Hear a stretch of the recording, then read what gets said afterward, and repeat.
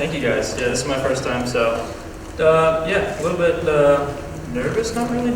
I guess it's more just like a step of faith for me. It was kind of cool. It was like God calling me out of my comfort zone. Like whenever Jeremiah asked me a couple months ago, I was like, okay, preaching, yeah, it seems cool and all. I was like, sure, why not, God? Like, and I feel like we're all called to really take a leap of faith sometimes.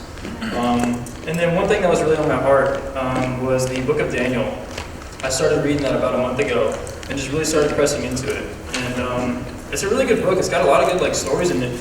But the main thing that sticks out to me a lot is the story of Shadrach, Meshach, and Abednego. And everyone may not know this story and everything, but it's just so powerful just to see how God was able to use these four guys in the situation. There's Daniel, Shadrach, Meshach, and Abednego. But before I want to get in a little bit of that, the main topic of what I'm going to talk about tonight is surviving the fire. So I feel like every day, in life, we're whether you're at work, whether you're at home, school, wherever you're at in life, there's always situations where you're going to be put into where I like to say thrown into the fire. And what I mean by that is I feel like the world is just coming out, to get you. Just so many times you feel like you're getting knocked down just over and over by the enemy.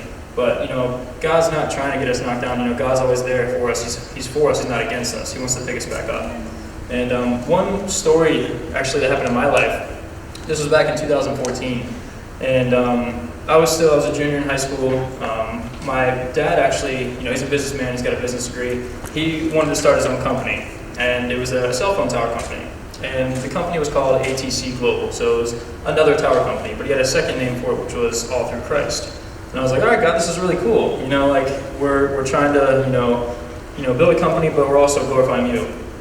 And long story short, things were going great the first couple of months. We had our plans way up here and everything like that. But the CEO of the company ended up disappearing with all the assets, all the money and everything like that. And he disappeared to Jamaica, no trace found and all this stuff. So the FBI, everyone's coming after my dad for all these paychecks, all this money and everything, and my dad's kind of throwing his hands up. He's like, hey, I got, nothing. This was all business. And then in that moment, my dad had to file for bankruptcy. And it felt like, the world was coming against us, so strong. And we just didn't really know what to do. So we thought we had lost everything, but, that was the fire that I always think of. But in that season, we were really able to grow together as a family, draw closer to each other, because we were just so caught up in the life of go, go, go. And sometimes I feel like God calls us just to slow down a little bit.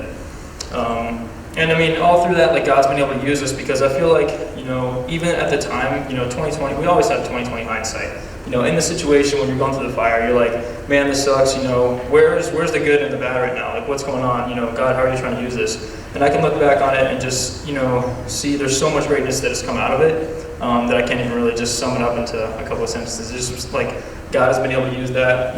We've all grown so much stronger in our faith, grown so much closer with God, and it's just been amazing. So when I say being put into the fire, I'm gonna, you guys have a Bible, we're in the book of Daniel.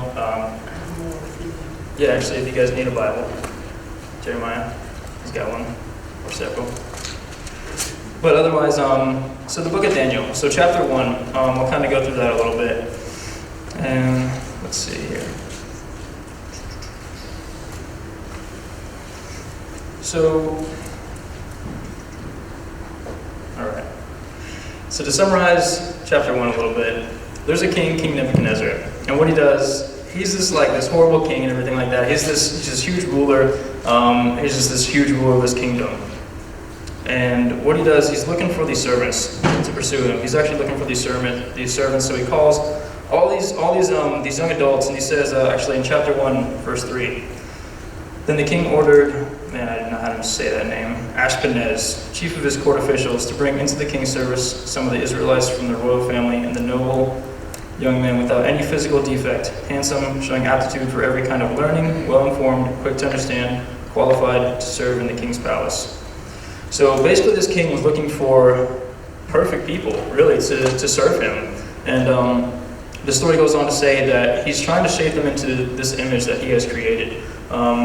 In verse 5, it says, the king assigned them a daily amount of food and wine from the Babylonians, or from the king's table. They were to be trained for 3 years, and after that, they were to enter the king's service. So let's just throw a number figure out there. So the king got 20 young adults together. They were all in their 15s, to 20s. And what he's trying to do is find at least like 3 or 4 just to serve in his kingdom. And what the king, he had this images in mind. And I feel like a lot of the times the world has this, what it tries to shape us as. It really just tries to get us to cave in to peer pressure, really, and just to be, like social media, for instance. It's just one of those things where it just, man, I'm rabbit trailing, sorry. So I'm not even going to go into that whole spiel of social media, but basically, I'm going to go back to, all right.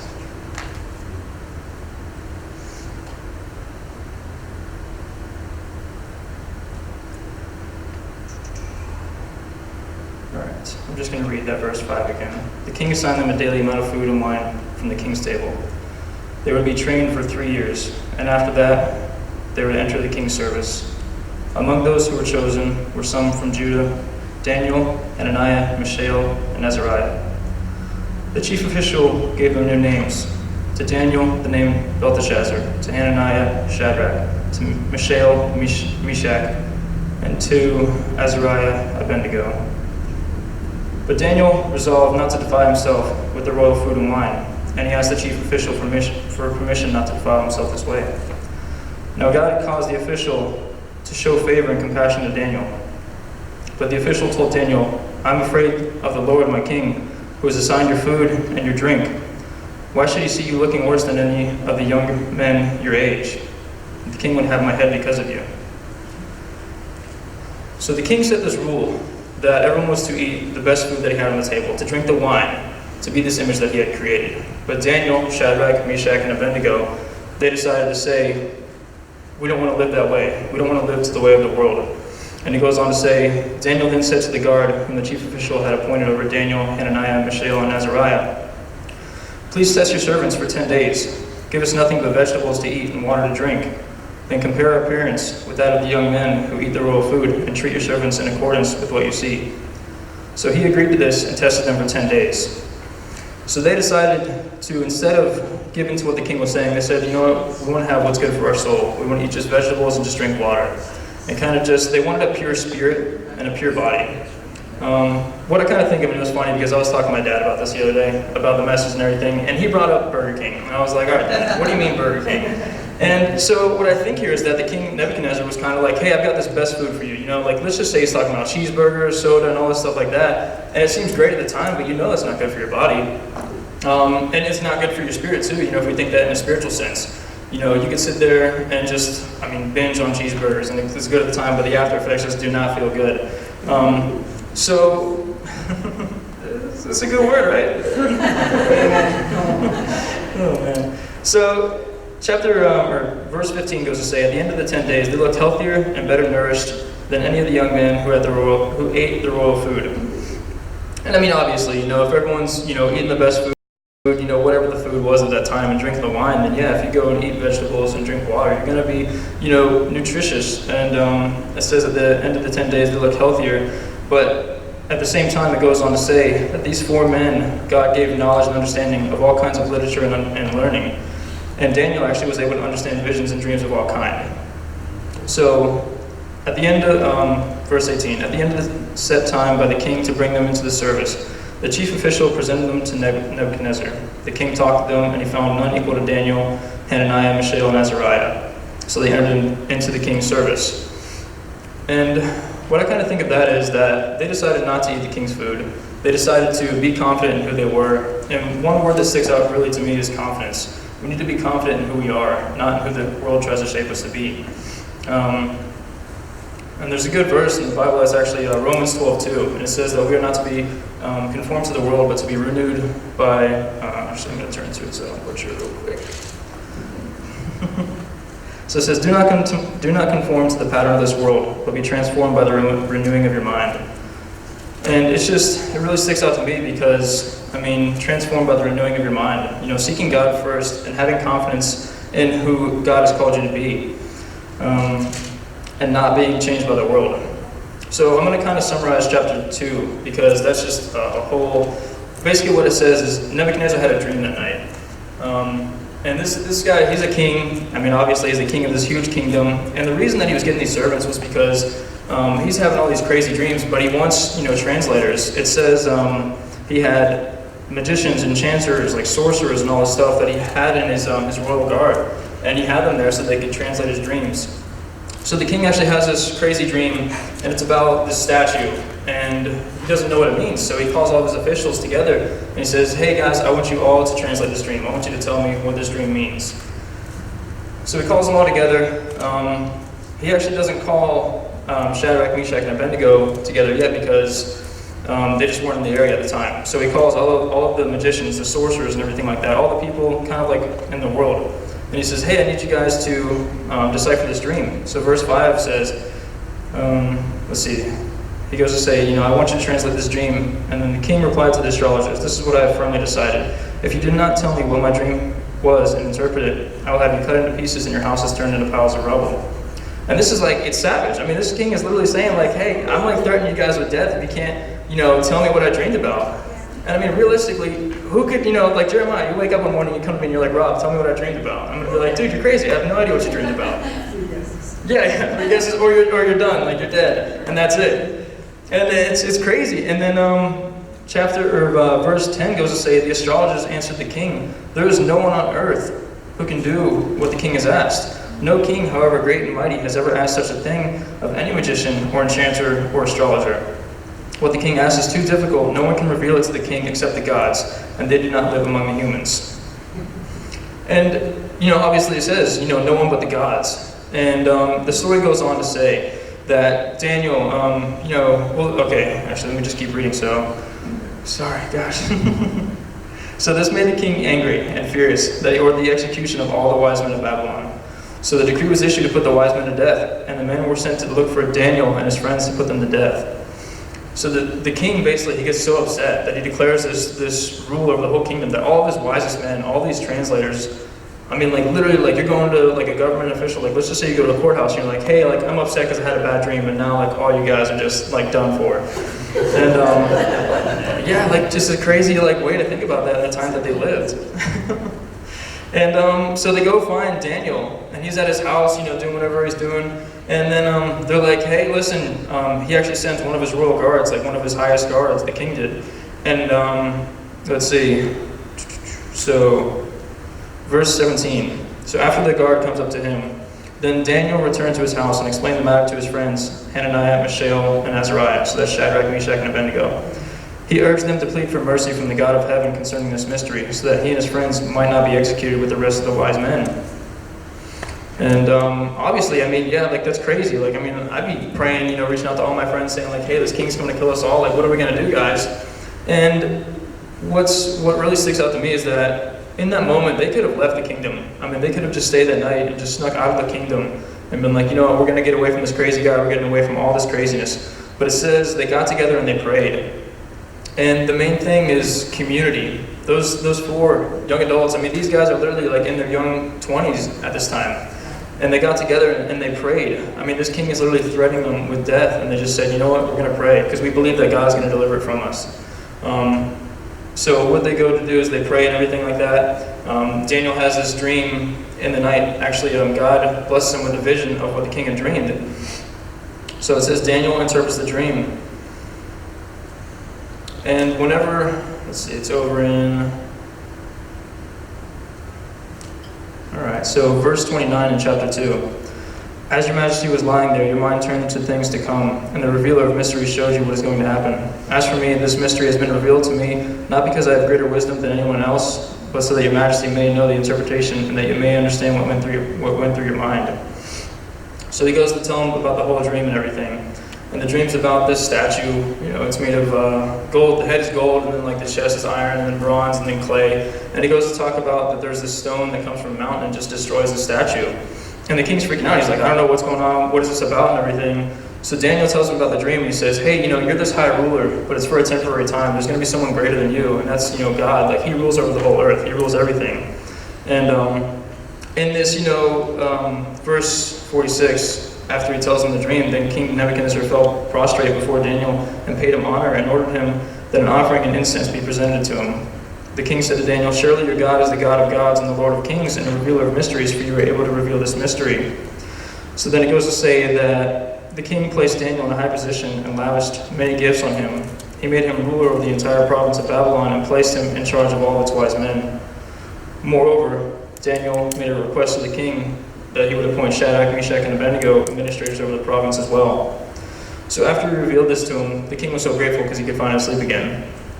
And then he would just ask that all of his friends, they would be promoted with him and everything. And chapter 3 goes to tell, actually, King Nebuchadnezzar, after having this dream and everything, he clearly told him that, God revealed this dream, and he's telling how good God is. But then the king decides to say, hey, I'm going to try to one-up, God. He builds this 90-foot statue, 9 feet wide, made out of solid gold. To try to just say, hey, God, that dream that you have, that's not for me. I'm going to try to, be bigger and better than you. And man cannot overcome God. That's just not possible. So chapter 3. And this is where it goes into talking about, this is where they introduce the fire. Because at this time, so whenever Daniel, Shadrach, Meshach, and Abednego were promoted, they're like the third highest position in the whole kingdom. So whenever the king he made this decree that he's going to build this giant statue, obviously these 4 guys knew what was coming.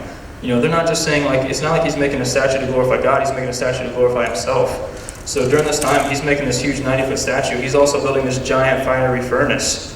And, they kind of go hand in hand. I'd be like, wait, why are you building a giant statue and why are you building a fiery furnace? And the king goes on to say in chapter 3, verse 5, as soon as you hear the sound of the horn, the flute, the lyre, the harp, pipe, and all kinds of music, you must fall down and worship the image of gold that the king has set up. Whoever does not fall down and worship will immediately be thrown into a blazing furnace. And this is crazy because the king actually calls all the kingdoms around him. He calls hundreds of people to his kingdom. And he says, hey, we're all going to worship this image. We're all going to bow down and worship this image. And so, and everyone does it too. They play all the music and everything, and everyone bows down. But then some of the king's officials, they look over to Shadrach, Meshach, and Abednego, and they see them not bowing down. And they're like, wait, why are you guys not bowing? The king made this decree that you guys have to bow or you're going to be thrown into the fire. So they run over to the king and they tell him, they're like, hey, your friends will, they were basically his friends because they were, the third in command. So they were like, hey, these guys aren't bowing down to you, king. Like you said, you made this rule, you have to throw them into the fire now. And I'm sure this was an embarrassment to the king at the whole time too, because he's thinking, he's the king, he's the center of attention in this moment. And then all of a sudden he realizes that his 3 highest officials aren't bowing down to this image that he created. So verse 13 goes to say, furious with rage, Nebuchadnezzar summoned Shadrach, Meshach, and Abednego. So these men were brought before the king, and Nebuchadnezzar said to them, is it true, Shadrach, Meshach, and Abednego, that you do not serve my gods or worship the image of God I have set up? And he goes to give them a second chance. He says, now when you hear the sound of the horn, the flute, the lyre, the harp, and all that music, if you are ready to fall down and worship the image I have made, very good. But if you do not worship it, you'll be thrown immediately into a blazing furnace. Then what God will be able to rescue from my hand? And he's calling out God in the situation. He's literally saying, what God will deliver you from my hand? He's thinking so highly of him, and he's threatening him with death. And that's a scary feeling, because even in this situation, these guys are threatened with death, but we can be put in day-to-day situations, at work, with just a frustrating coworker, and just being, holding back our tongue and not, basically lashing out at them. These guys in this moment, they literally said to the king, Shadrach, Meshach, and Abednego replied to him, King Nebuchadnezzar, we do not need to defend ourselves before you in this matter. If we are thrown into the blazing furnace, the God we serve is able to deliver us from it, and he will deliver us from your majesty's hand. But even if he does not, we want you to know, your majesty, that we will not serve your gods or worship the image of the God you have set up. So they literally say no to the king in front of all these people. They say, we're not going to bow down and worship you. You can throw us into the fire, but we know that our God is for us, he's not against us. He's going to deliver us from your hand. And that's just the kind of faith that it takes, really. You have to build your relationship with God to get that kind of faith. To say to someone, no, to stare death in the face and say, no, that doesn't intimidate me, because even if I'm put into a situation, God is able to pull me out of it. And even if, worst case scenario, we die, we know where we're going afterwards. So death is really not a threat to us. And when I say build your relationship with God, what I mean by that is just really try to be intimate with God, just one-on-one time with him. What is your quiet time? What does your alone time look with God? For me, I mean, it's a lot, like, I love video games and everything like that, like, there's no shame behind that, but, you know, so it's like, or you can use Netflix as a situation too, like, man, like, who has not binge-watched Netflix for, like, several hours before? But it's like, you know, in that moment, you're like, okay, cool, I just spent, you know, 5 hours of watching Netflix, you know, 5 hours of playing Fortnite or Smash Bros and everything like that. And it's like, yeah, that was awesome and everything, but what did that do to your faith? What does that do to your relationship with God? You know, if you're thrown into the fire, you know, you could be the best player in Fortnite. You know, Russell knows what it's like to be the best in Smash Bros. He destroys all of us. So it's like, you know, that's going to get you through all of us, but what happens whenever the enemy comes against you? You know, where's your faith rooted in Christ? So I feel like that's so powerful, is that God wants us to have that intimate relationship with Him. He doesn't want it to be just some genie where you just say, hey God, you know, life sucks right now, get me through this. He wants you to say, hey God, thank you for all that you've done for me.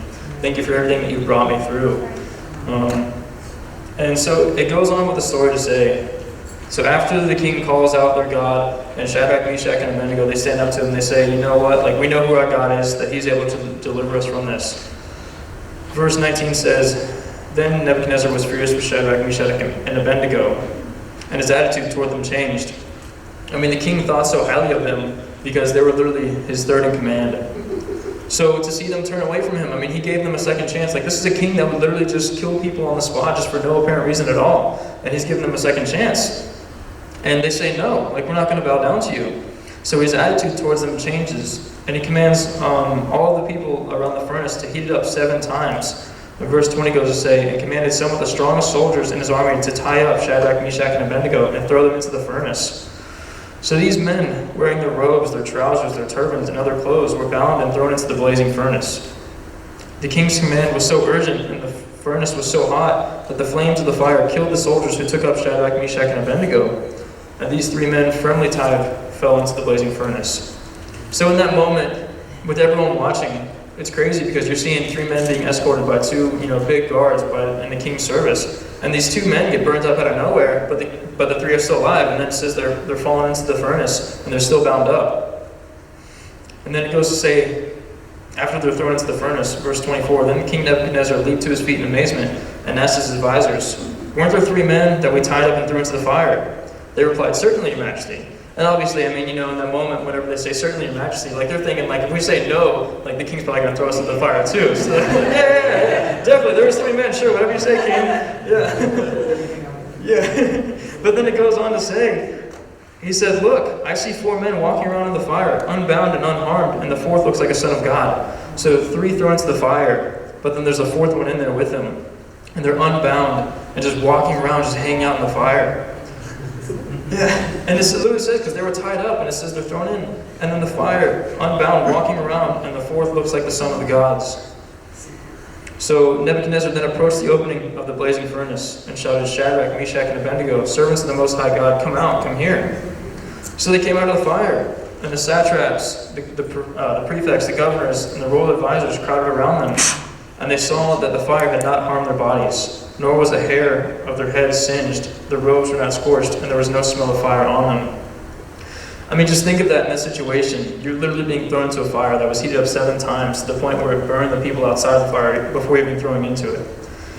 And God was able to deliver them from that fire. Not even like a piece of their clothing, not even their hair. They didn't even smell like fire.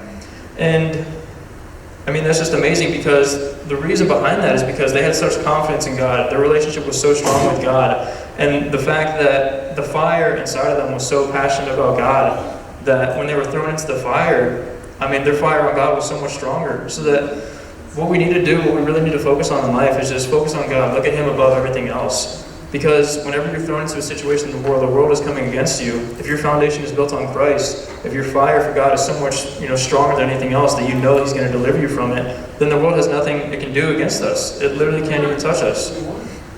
Yeah, we literally won. I mean, the victory is already there. All we have to do is just walk in it.